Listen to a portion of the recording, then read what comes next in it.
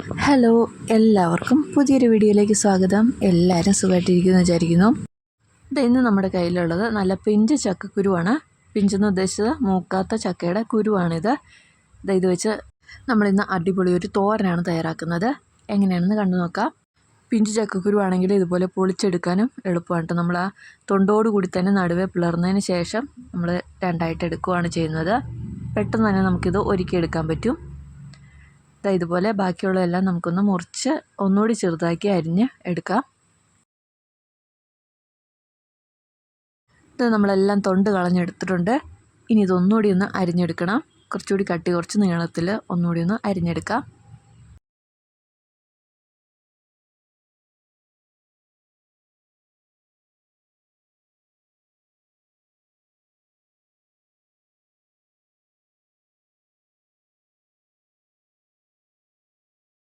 ചക്കക്കുരു എല്ലാം ഒന്ന് മുറിച്ചെടുത്ത് കഴിഞ്ഞാൽ നമുക്കിനി ഇതെങ്ങനെയാണ് പാകം ചെയ്യുന്നതെന്ന് നോക്കാം.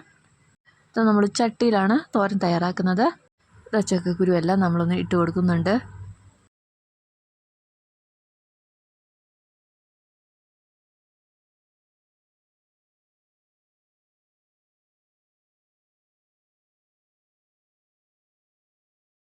ഇനി ഇതിലേക്ക് ഒഴിച്ചു കൊടുക്കുന്നത് വെള്ളമാണ്. ഇത് വേവാൻ പാകത്തിന് വേണ്ടുന്നത്രയും വെള്ളം ചേർത്ത് കൊടുക്കണം. വേവാൻ നല്ല സമയമെടുക്കും. അതുകൊണ്ട് ഒരു 1.5 ഗ്ലാസ് വെള്ളം എന്തായാലും ഒഴിച്ചു കൊടുക്കണം. ഇത് വെള്ളം ചേർത്ത് കൊടുത്തിട്ടുണ്ട്. ഇനി നമുക്കിത് അടുപ്പത്ത് വെച്ച് കൊടുക്കാം. അടുത്തായിട്ട് കുറച്ച് ഉപ്പും കൂടി ചേർത്ത് കൊടുക്കാം. അടുത്തായിട്ട് കറിവേപ്പില കൂടി ചേർത്ത് കൊടുക്കണം. കുറച്ച് കറിവേപ്പിലയും കൂടി ചേർത്ത് വേവിച്ചെടുക്കാം. ഇനി ഇതിലേക്ക് ചേർത്ത് കൊടുക്കുന്നത് സവോളയാണ്. ഒരു ചെറിയ സവോള നമ്മൾ അരിഞ്ഞ് അത് ഫുള്ളായിട്ടൊന്ന് ചേർത്ത് കൊടുക്കുന്നുണ്ട്. ഉള്ളി ആയാലും നല്ലതാണ്. സവോള ചേർത്ത് കൊടുത്തിട്ടുണ്ട്. ഇനി അടുത്തായിട്ട് ചേർത്ത് കൊടുക്കുന്നത് കാന്താരിയാണ്.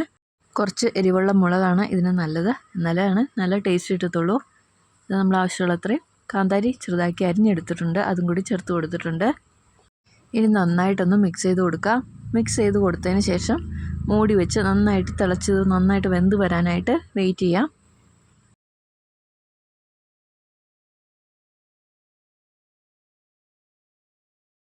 ഇത് നന്നായിട്ട് തിളച്ച് ഒരു പകുതി വേവായിട്ടുണ്ട് ചക്കക്കുരു. ഇനി ഇതിലേക്ക് നമുക്ക് തേങ്ങയാണ് ചേർത്ത് കൊടുക്കേണ്ടത്. ഒരു 3/4 മുറി തേങ്ങ ചിരണ്ടിയത് ചേർത്ത് കൊടുക്കുന്നുണ്ട്.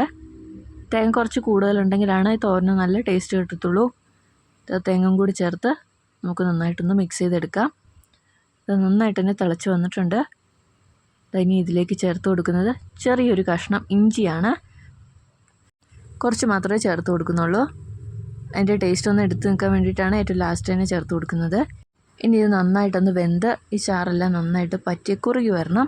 എന്നാലാണ് നമ്മുടെ തോരൻ റെഡി ആകത്തുള്ളൂ. നന്നായിട്ടൊന്ന് വെള്ളം പറ്റി വരാനായിട്ട് മൂടി വെച്ച് തന്നെ വേവിച്ചെടുക്കുന്നുണ്ട്. ഇത് കുറച്ചുകൂടി വെള്ളം പറ്റാനുണ്ട്. ഇനി ഇത് നന്നായിട്ടൊന്ന് മിക്സ് ചെയ്തതിന് ശേഷം ഒന്ന് നിരത്തി വെച്ച് കൊടുക്കാം. അതാകുമ്പോൾ പെട്ടെന്ന് തന്നെ ഇതിൻ്റെ വെള്ളം പറ്റി വന്നോളൂ. ചട്ടിയിൽ തയ്യാറാക്കുന്നതുകൊണ്ടാണ് വെള്ളം പറ്റാനൊക്കെ കുറച്ച് താമസം. എന്നാലും ഇത് ചെറിയ ചൂടിലാണെങ്കിൽ പെട്ടെന്ന് തന്നെ വെള്ളം പറ്റി കിട്ടിക്കോളും.